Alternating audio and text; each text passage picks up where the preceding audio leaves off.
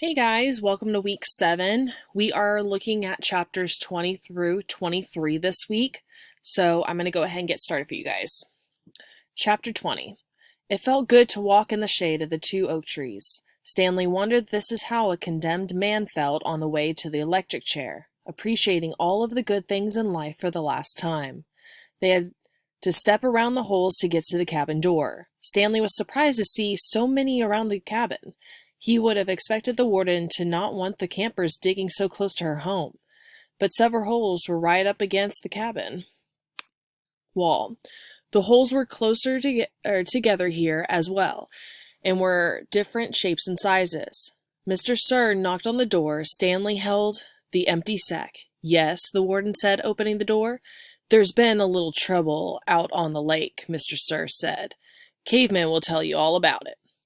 The warden stared at Mr. Sir a moment, then gaze turned toward Stanley. He felt nothing but dread now. Come in, I suppose, said the warden. You're letting the cold out. It was air-conditioned inside her cabin. The television was going. She picked up the remote and turned it off. She sat down on the canvas chair. She was barefoot and wearing shorts. Her legs were as freckled as her face and arms. So, what is it you have to tell me? Stanley took a breath to steady himself. While Mr. Sir was filling the canteens, I snuck into the truck and stole his sack of sunflower seeds. I see, she turned to Mr. Sir. That's why you brought him here? Yes, but I think he's lying. I think someone else stole the sack, and Caveman is covering up for X-ray or somebody. It was a 20-pound sack, and he claims to have eaten them all by himself. He took the sack from Stanley and handed it to the warden. I see, the warden said again. The sack wasn't full, said Stanley, and I spilled a lot. You can check my hole. In that room, Caveman, there's a small flowered case. Will you get it for me, please? She pointed to a door. Stanley looked at the door, then at the warden, then back at the door. He slowly walked towards it. It was a kind of dressing room with a sink and mirror. Next to the sink, he saw a case, white with pink roses. He brought it back to the warden, and he set it on the glass coffee table in front of her. She unclasped the latch and opened the case. It was a makeup case. Stanley's mother had one similar to it. He saw several bottles of nail polish, polish remover, a couple of lipstick tubes, and other jars of powders. The warden held up a small jar of dark red nail polish. You see this, Caveman? He nodded. This is my special nail polish. Do you see the dark, rich color? You can't buy that in a store. I have to make it myself. Stanley had no idea why she was showing it to him. He wondered why the warden would ever have the need to wear nail polish or makeup. Do you want to know my secret ingredient? He raised and lowered one shoulder. The warden opened the bottle. Rattlesnake venom. With a small paintbrush, she began applying it to the nails on her left hand. It's perfectly harmless when it's dry. She finished her left hand. She waved it in the air and for a few seconds, then began painting the nails on her right hand. It's only toxic when it's wet. She finished painting her nails, then stood up. She reached over and touched Stanley's face with her fingers.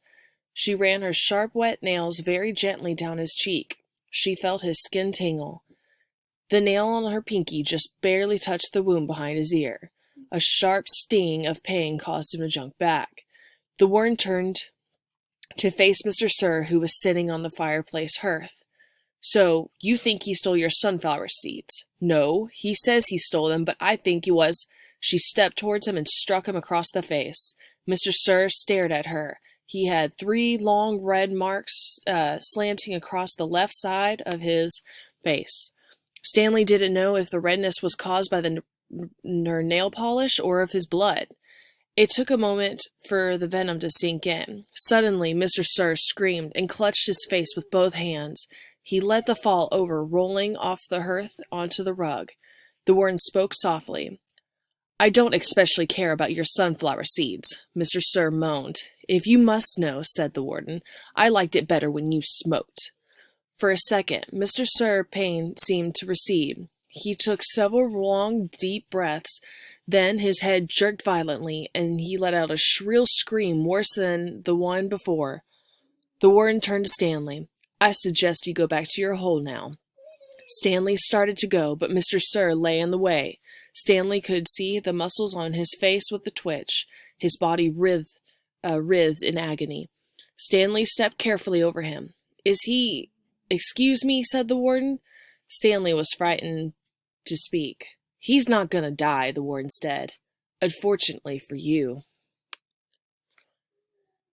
Chapter 21.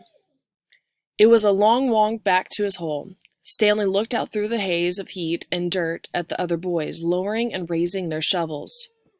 Group D was the farthest away. He realized that once again he would be digging long after anyone else had quit. He had hoped he'd finish before Mr. Sir recovered. He didn't want to be out there alone with Mr. Sir. "He won't die," the warden said, "unfortunately for you." Walking across the desolate wasteland, Stanley thought about his great-grandfather, not the pig stealer, but the pig stealer's son, the one who was robbed by Kissin' Kate's Barlow. He tried to imagine how he must felt after Kissin' Kate had left him stranded in the desert. It probably wasn't a whole lot different from the way he felt now. Kate Barlow had left his great-grandfather to face the hot, barren desert. The warden had left Stanley to face Mr. Sir. Somehow his great-grandfather had survived for 17 days before he was rescued by a couple of rattlesnake hunters. He was insane when they found him. When he was asked how he lived so long, he said, "Found refuge on God's thumb." He spent nearly a month in hospital. He ended up marrying one of the nurses. Nobody ever knew what he meant by God's thumb, including himself. Stanley heard a twitching sound. He stepped in a mid-step with one foot still in the air. A rattlesnake lay coiled beneath his foot. Its tail was pointed upward, rattling. Stanley backed his leg away, then turned and ran. The rattlesnake didn't chase after him. It had rattled its tail to warn him to stay away. "Thanks for the warning," Stanley whispered as his heart pounded. The rattlesnake would be a lot more dangerous if it hadn't have a rattle. "Hey, caveman," called Armpit. "You're still alive." "What did the warden say?" said X-Ray. "What did you tell her?" asked Magnet. "I told her I stole the seeds," said Stanley. "Good going," said Magnet. "What did she do?" asked Zigzag. Stanley shrugged one shoulder. "Nothing. She got mad at Mr. Sir for bothering her. He didn't feel like going into details. If he didn't talk about it, then maybe it didn't happen." He went over to his hole and, to his surprise, was nearly finished. He stared at it, amazed. It didn't make sense. Or perhaps it did. He smiled. Since he had taken the blame for the sunflower seeds, he realized the other boys had dug his hole for him. "Hey, thanks." "Don't look at me," said X-Ray. Confused, Stanley looked around from Magnet to Armpit to Zigzag to Squid. None of them took the credit for it. Then he turned to Zero, who had been quietly digging his hole since Stanley turned. Zero's hole was smaller than all the others. Chapter 22. Stanley was the first one finished. He spat in his hole, then showered and changed into his cleaner set of clothes. It had been 3 days since the laundry was done, so even his clean set was dirty and smelly. Tomorrow, these would become his work clothes, and his other set would be washed. He could think of no reason why Zero would dig his hole for him. Zero didn't even get any sunflower seeds. "I guess he likes to dig holes," Armpit had said.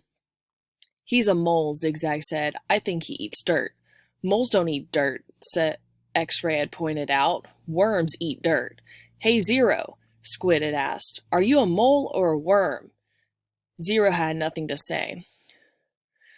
Stanley never even thanked him, but now he sat on his cot, waited for Zero to return from the shower room. "Thanks," he said as Zero entered through the tent flap. Zero glanced at him, then went over to the crates where he deposited his dirt clothes and towel. "Why'd you help me?" Stanley asked. Zero turned around. "You didn't steal the sunflower seeds," he said. "So? Neither did you," said Stanley. Zero stared at him. His eyes seemed to expand, and it was almost as if Zero was looking right through him. "You didn't steal the sneakers, he said. Stanley said nothing. He watched Zero walked out of the tent. If anybody had X-ray vision, it was Zero. Wait, he called, then hurried after him. Zero's had stopped just outside the tent, and Stanley almost ran into him. I'll try to teach you to read if you want, Stanley offered. I don't know if I know how to teach, but not that worn-out day today, since you dug a whole lot of my hole. The big smile spread across Zero's face. They returned to the tent, where they were less likely to be bothered. Stanley got his box of stationery and a pen out of his crate. They sat on the ground. Do you know the alphabet? Stanley asked. For a second, he thought he saw a flash of defiance in Zero's eyes, but then it passed. I think I know some of it, Zero said. A, B, C, D. Keep going, Stanley. Zero's eyes looked upward. E, F, Stanley. G, said Zero. He blew some air out of the side of his mouth. H, I, K, P, H, I, J, K, L, Stanley said. That's right, said Zero. I've heard it before, I just don't have it memorized exactly.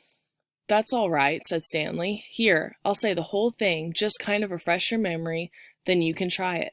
He recited the alphabet for Zero. Then Zero repeated it without a single mistake. Not bad for a kid who's never seen Sesame Street. Well, I've heard it before somewhere, Zero said, trying to act like it was nothing, but his big smile gave it away. The next step was harder. Stanley had to figure out how to teach him to recognize each letter. Each gave Zero a piece of paper and took a piece for himself. I guess we'll start with A. He printed a capital A, and then Zero copied it on a sheet of paper. The paper wasn't lined, which made it more difficult, but Zero's A wasn't bad, just a little big. Stanley told him he needed us to write smaller, or they'd run out of paper really quick. Zero printed it smaller. Actually, there are 2 ways to write each letter, Stanley said, as he realized he was going to be even harder than he thought. That's a capital A, but usually you'll see a small a. You'll have capitals at the beginning of a word, and only if it's a start with a sentence, or if it's a proper noun, like a name. Zero nodded as if he understood, but Stanley knew he had made very little sense. He printed a lowercase a, and Zero copied it.